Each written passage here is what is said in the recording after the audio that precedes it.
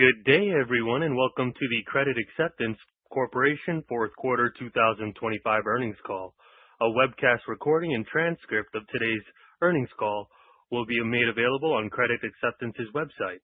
At this time, I would like to turn the call over to Credit Acceptance Chief Financial Officer, Jay Martin. Thank you. Good afternoon, and welcome to the Credit Acceptance Corporation earnings call. As you read our news release posted on the Investor Relations section of our website at ir.creditacceptance.com, and as you listen to this conference call, please recognize that both contain forward-looking statements within the meaning of federal securities law. These forward-looking statements are subject to a number of risks and uncertainties, many of which are beyond our control and which could cause actual results to differ materially from such statements. These risks and uncertainties include those spelled out in the cautionary statement regarding forward-looking information included in the news release. Consider all forward-looking statements in light of those and other risks and uncertainties. Additionally, to comply with the SEC's Regulation G, please refer to the Financial Results section of our news release, which provides tables showing how non-GAAP measures reconcile to GAAP measures. At this time, I'd like to introduce our Chief Executive Officer, Vinayak Hegde. Good afternoon, everyone. I'm honored to join you today for my first quarterly earnings call as CEO. While I have only recently stepped into this role, it has been my privilege to serve as Credit Acceptance's Board of Directors for nearly 5 years. That experience gave me a front row seat to the tremendous passion, talent, and resilience that define our organization. Prior to joining Credit Acceptance, I led teams at founder-led companies where success came down to three things: a clear mission and purpose, an owner's mindset, and an obsession with the front line, staying close to customers and those who execute the work every day. Those same attributes drew me to Credit Acceptance. They were instilled by our founder, Don Foss, who led the company from our founding in 1972 until 2017 when he retired as the chairman of the board. Let me share a quick reminder of his story and our enduring mission. Don, a car dealer himself, started Credit Acceptance based on a simple but powerful belief. Many hardworking individuals were being unfairly denied the opportunity to finance a vehicle they needed simply because of their past credit challenges or limited credit history. Don believed traditional lenders too often misjudged people with less than prime credit, assuming they weren't worthy of a second chance. He built Credit Acceptance to change that by empowering dealers to serve those individuals through access to financing. These individuals in turn gained reliable transportation and the ability to build or rebuild their credit, a path forward in life. I intend to lead Credit Acceptance in exactly that spirit, embracing the owner's mindset, being driven by the bold mission to help every American buy a car through dealers and obsessing over the front line, understanding dealers' needs intimately and empowering them to serve credit-challenged and credit-invisible consumers. If we serve our dealers and consumers well, I believe our business will thrive. Since assuming the role of CEO nearly 90 days ago, I focused on listening, learning, and charting a purposeful path forward. First, I connected with team members throughout the company to better understand the dealer and consumer experience. I also met the dealers to learn firsthand how our services and products support their businesses and consumers, and potential points of friction. Next, I developed a growth plan with clear priorities and established highly disciplined operating rhythms. These operating rhythms include weekly business reviews to track performance and address issues in real time, and a quarterly game plan with a consolidated roadmap across all functions of the company to stay tightly aligned with our annual objectives. I believe this type of structured approach creates accountability, agility, and consistent progress towards goals. As I move forward, my leadership will be guided by several core operating principles. Be obsessed with and remove friction for our customers, both the dealer and the consumer. Make data-driven decisions, explore ways to enhance our servicing and processing capabilities through artificial intelligence, prioritize a digital-first approach in our initiatives, and continue to provide a culture that attracts and retains talented people and enables them to excel. Consistent with those core operating principles, I believe we can position Credit Acceptance for growth by continuing to prioritize three strategic objectives. 1, generating dealer and consumer demand by deepening relationships within our dealer network, support dealers in acquiring new consumers, and leveraging data-driven insights to better understand and serve our markets. 2, empowering dealers to fulfill their demand through preferred channels such as our proprietary origination system or through aggregators like Route 1 and DealerTrack.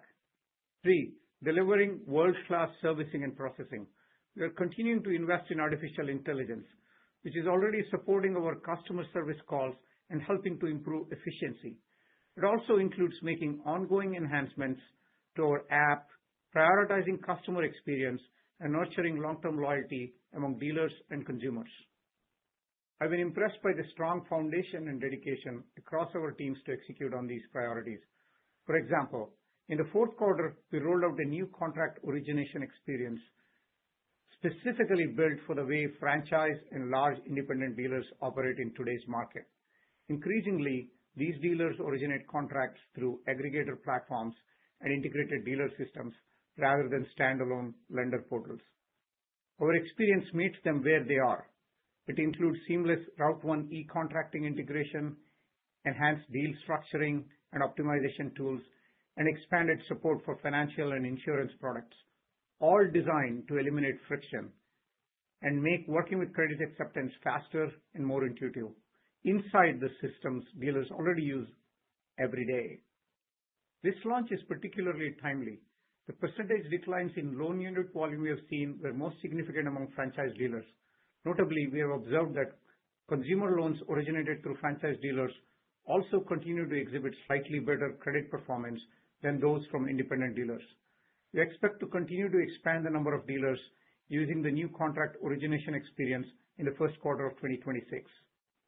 I'm encouraged by real dealer stories that show our mission in action, like the one from Town & Country Ford, a family-owned franchise dealership in Alabama. The community in which Town & Country Ford is located faced economic headwinds, including factory closures that left retired steel and iron workers with credit challenges. When their new general sales manager joined, bringing prior positive experience with credit acceptance, she recognized an opportunity to empower her team to serve those credit challenged buyers. She led the dealership to enroll with us, which boosted repeat and referral business while strengthening their local reputation in tough times. This collaboration echoes the very reason Credit Acceptance was founded. Our company was built to provide second chances, help individuals finance reliable transportation, rebuild credit, and move their lives forward. At Town & Country, we are seeing that mission come alive. Consumers gain access to vehicles that change their daily lives, while the dealership staff finds renewed purpose in making a difference in their community. When we enable franchise and independent dealers to serve a wider market, everyone wins. Consumers get opportunities, dealers build sustainable businesses, and communities benefit from greater economic mobility. Importantly, we delivered our mission while maintaining a great workplace. During the quarter, we were named one of America's top 100 most loved workplaces for the second consecutive year, with a number 6 ranking. I'm deeply impressed by the culture and the excitement to execute our mission and drive credit acceptance forward. A special thank you to Ken Booth, who helped build a strong foundation through his leadership and continues to serve our board. Before I hand it to Jay to provide an overview of our Q4 performance, I want to leave you with one final message. I'm a builder by trade. In my past leadership roles, I have built and scaled innovative, customer-centric businesses that transformed how people shop, travel, and connect. I believe credit acceptance has a very strong foundation, one built on purpose and performance. I'll strive to layer technology, a deeply data-informed approach, and a highly structured operating rhythm on top of that foundation to create a dynamic, durable, and even more customer-obsessed company. You can expect me to report progress on our initiatives, be transparent about our challenges, and be disciplined with capital allocation. We'll maintain our focus on maximizing economic profit and the company's long-term intrinsic value. I'm genuinely excited to partner with all of you, our team, our dealers, our consumers, and our investors as we build this next phase together. Thank you. As to the fourth quarter results, we were pleased to announce growth in adjusted earnings per share, despite declines in loan performance and loan volume.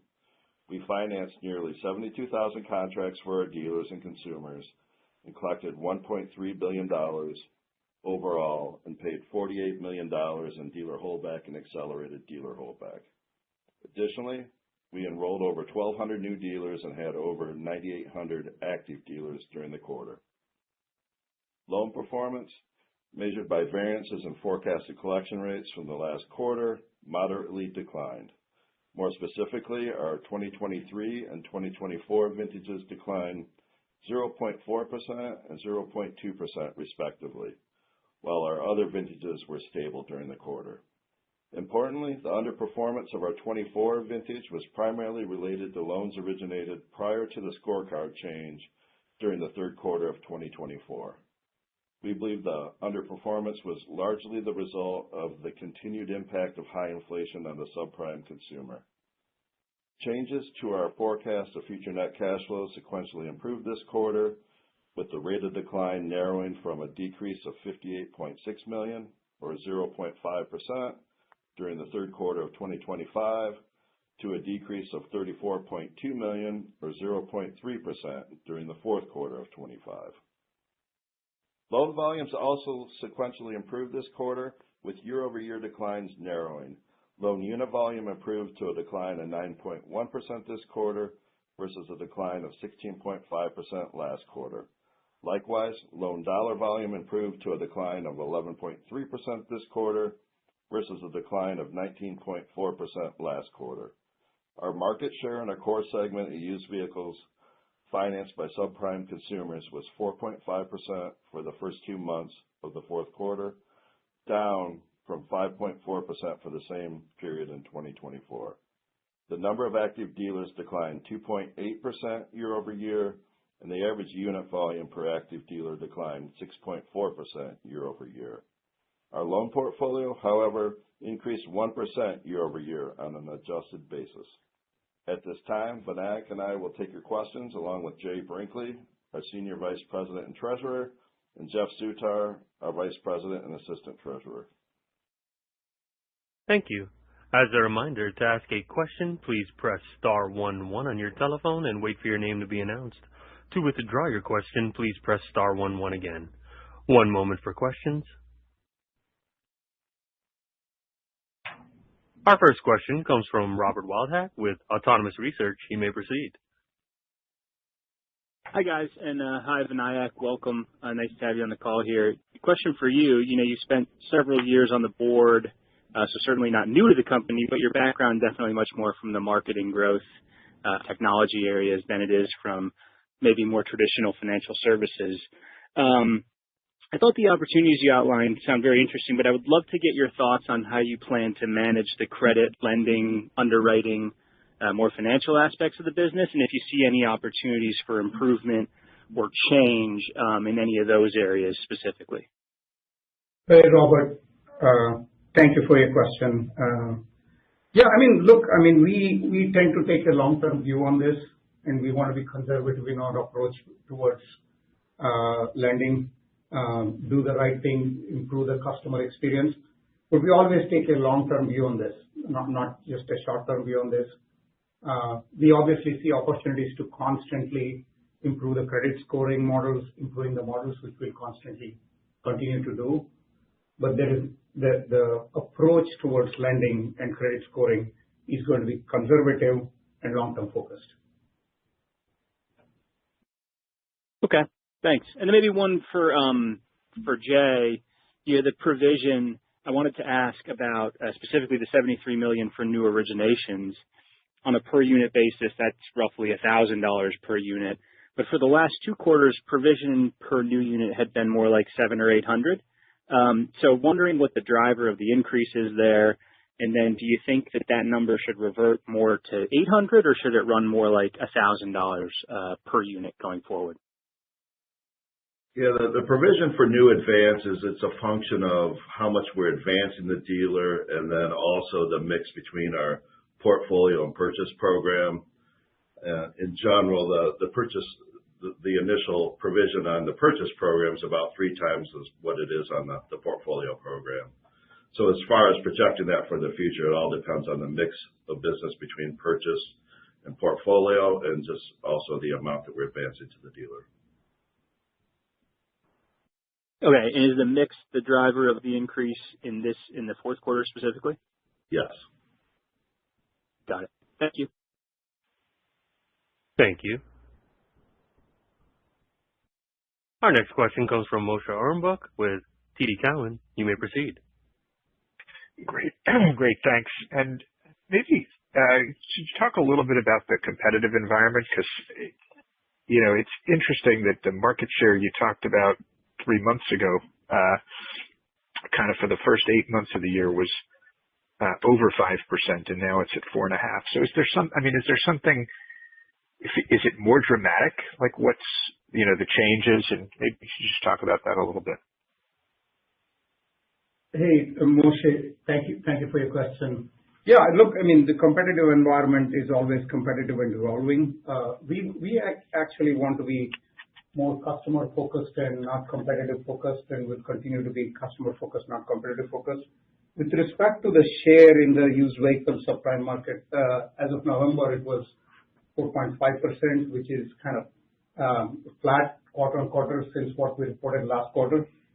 As I said in my remarks, the decline that we are seeing is mostly in the large independent dealers and franchise dealers, and that is where we are focused on actually building solutions for that, right? Like our new experience, where we include seamless Route 1 e-contracting that has launched, enhanced deal structuring and optimization, and support for F&I tools, because that helps these large independent dealers and franchise dealers, use us in the workflow that they are already used to. Like we kind of are meeting them where they are, and we expect to continue to expand on this to help those large independent dealers, and that's something that we are doing.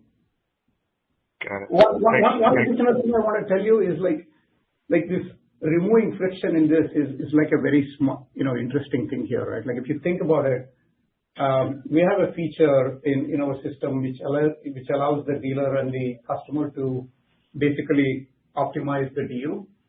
That's kind of the moment of truth if you think about it. Imagine you trying to book an airline or search on Google or buy something on Amazon. It would take 3 minutes. The investments we have done in technology now allows that to be done in less than 2 seconds. And it becomes even more important when you think about this integration with things like Route 1, because we are in competition with others, and speed is actually incredibly important.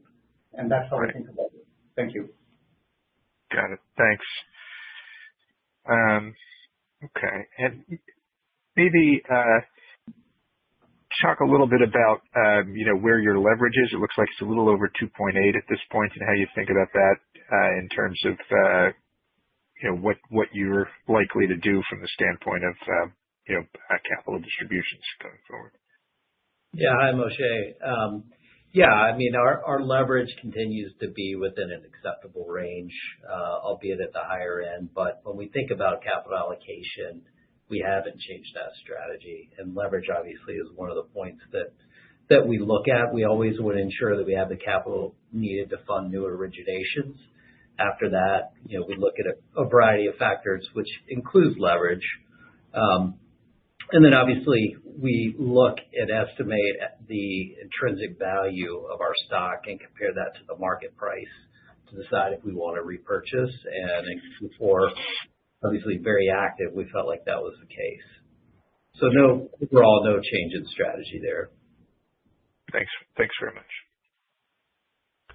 Thank you. And as a reminder, to ask a question, please press star 11 on your telephone. Our next question comes from John Hecht with Jefferies. You may proceed. Afternoon. Nice to meet you, and thanks very much for taking my questions. Actually, Moshe just asked most of my questions were kind of about the volumes and the competitive framework, so you touched on that. Maybe something that's along those lines is it's been a challenging cycle because I think largely because of affordability issues, and high used car prices and the related. What's your perspective on how that fluctuates in the coming periods? And does lower interest rates alleviate some of that, or there's any other factors to think about in that regard? Well, we believe we are well positioned to serve the needs of the subprime customer.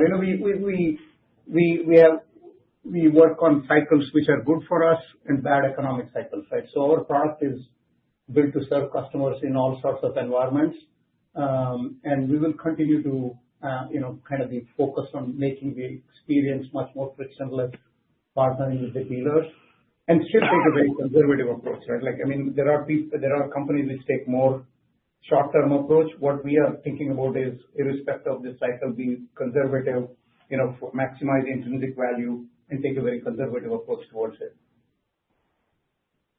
Okay. And then Moshe also asked about the balance sheet leverage, but did you, in terms of capital returns, in terms of accessing the capital markets, things of that nature. When I mean capital returns, I guess I'm mostly talking about buybacks. Ed, do you think there'll be any change in the strategy under your leadership, or kind of stay the course? We are going to stay the course. I don't think there is going to be any change in that. And then final question, after a period of time where the initial spread has been declining, I think we've got a couple quarters now, or a couple periods of time where we're starting to see the spread expand. Do you think is that trend going to persist for a while? And is that related to better pricing, or just better overall operating metrics within the business? Yeah, if you're focused on the initial spread, that relates to pricing. So we don't provide any guidance on what our future pricing will be. You can look at the table in the press release. That'll show historically how we've been pricing. Okay, thanks. Thank you. Our next question comes from Moshe Orenbuch with TD Cowen. You may proceed. Great, thanks. Just as a follow-up, Vinayak, it's kind of interesting. We've been thinking over the last few quarters, it's been a little, I'd say a little bit unusual that the volumes and market share were under some pressure, but prepayments in the portfolio also were under pressure. And I'm just wondering, does that tell you anything kind of different about the way either your consumers behaving or the way kind of the industry is behaving, and perhaps maybe the market share issues, would be, more persistent? You're correct on the prepayments. We did see a decline there with our cash flow timing. If you just look at historical prepayments, they have increased year over year, but they're below our historical norms. It's tough, Moshe. I mean, all you can really read into that, and it's pure conjecture, is perhaps the customers are staying in their vehicles longer. Because if you follow historical trends, as we've talked about before, typically you see prepays tick up as sort of a lag to a competitive environment, and we've been in a competitive environment for almost a year, yet we haven't seen that uptick. So it's tough to really see how this will play out. But I'll leave it at that. Okay. Thanks very much. Thank you. With no further questions in the queue, I would like to turn the conference back over to Mr. Martin for any additional or closing remarks. We'd like to thank everyone for their support and for joining us on our conference call today. If you have any additional follow-up questions, please direct them to our investor relations mailbox at ir@creditacceptance.com. We look forward to talking to you again next quarter. Thank you. Thank you. Once again, this does conclude today's conference. We thank you for your participation.